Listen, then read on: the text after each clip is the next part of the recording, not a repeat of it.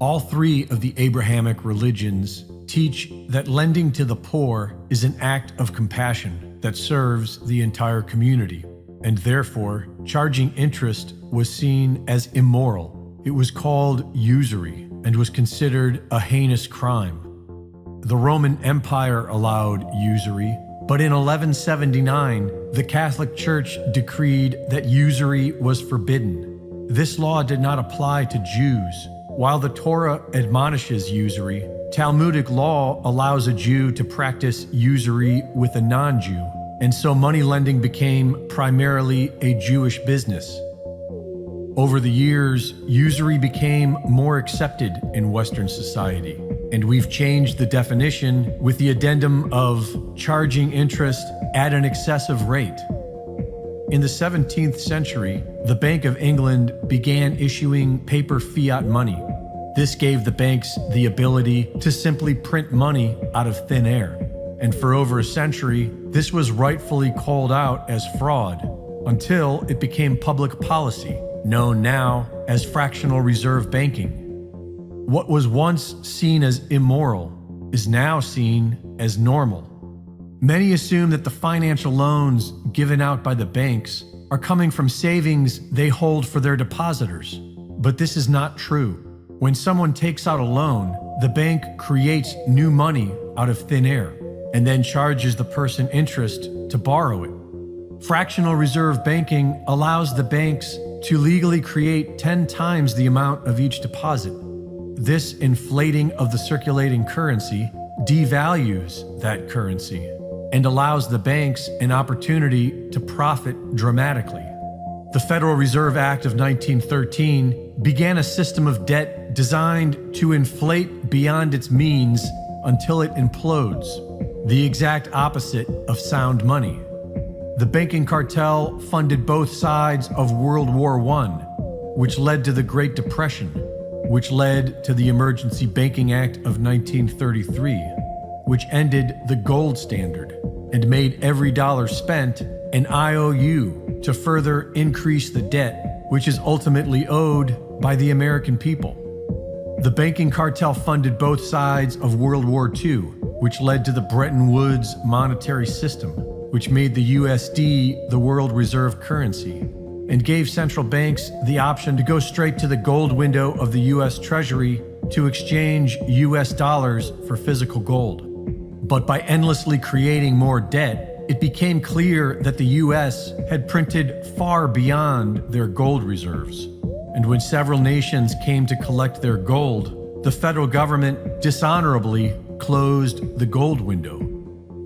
To maintain world reserve currency status, the US turned to its military, guns for hire to Saudi Arabia in return for the petrodollar, and war with any nation who threatens USD dominance. A Ponzi scheme is an investment fraud that pays existing investors with funds collected from new investors.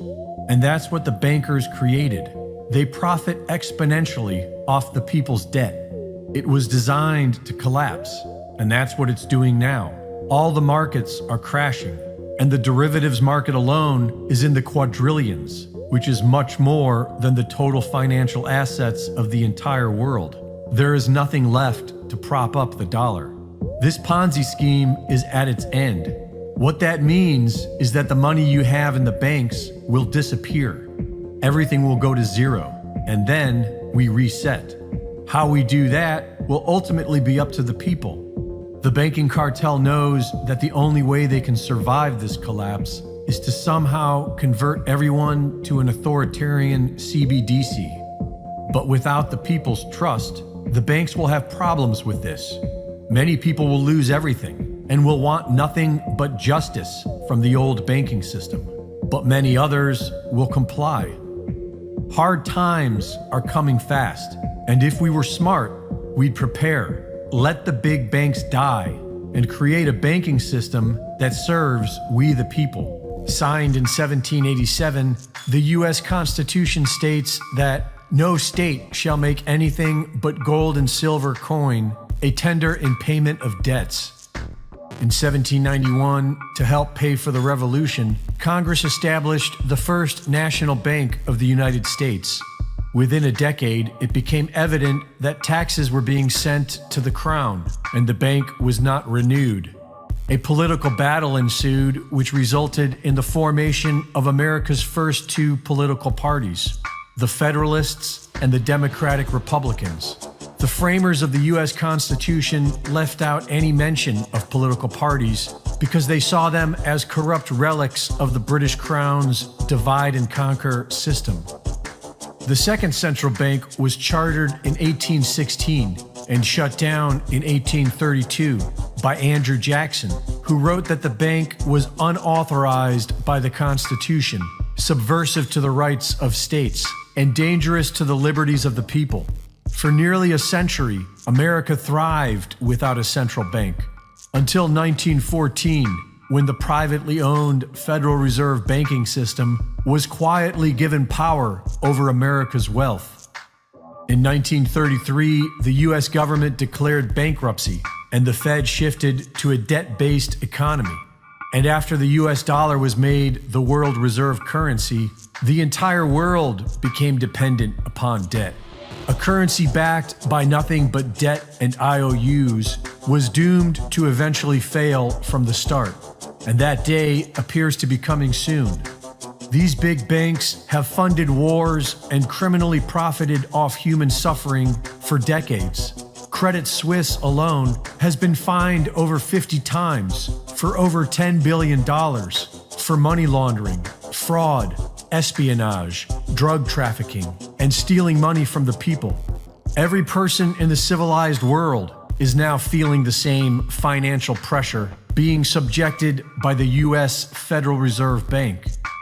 Nations of the world are buying up record amounts of gold.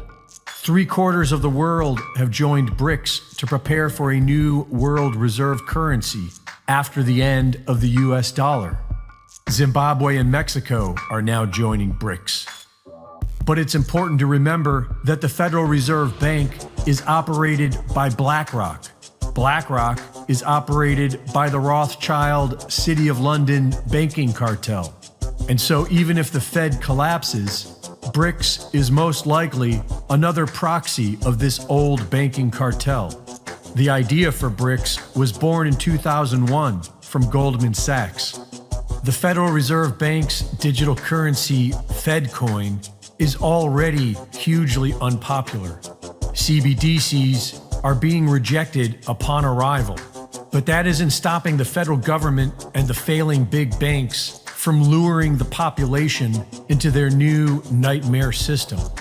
This July, the Federal Reserve Bank will be launching Fed Now and managing practically every transaction made in the United States.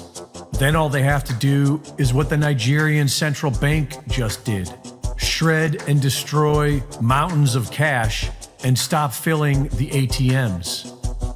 But we're not slaves yet.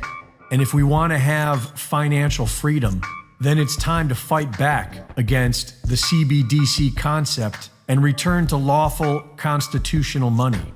Oklahoma has a law in the works that will protect Oklahomans from being forced to adopt a CBDC. And Florida is now working on a law that will expressly prohibit the use of a CBDC. Florida's Governor Ron DeSantis is calling on other state governors to do the same and fight back against CBDC nationwide. At least a dozen states have passed laws to begin accepting gold and silver as cash, on the path to returning to a lawful constitutional money system. Several states have begun printing their own gold backs, a currency shaped like notes made of thin layers of pure gold with a polymer coating, making it easy to spend $1's worth of gold. And the free market has been busy figuring out blockchain banking since the Bitcoin white paper. We don't need a central bank or a government to manage our money, but we have to act now and prepare.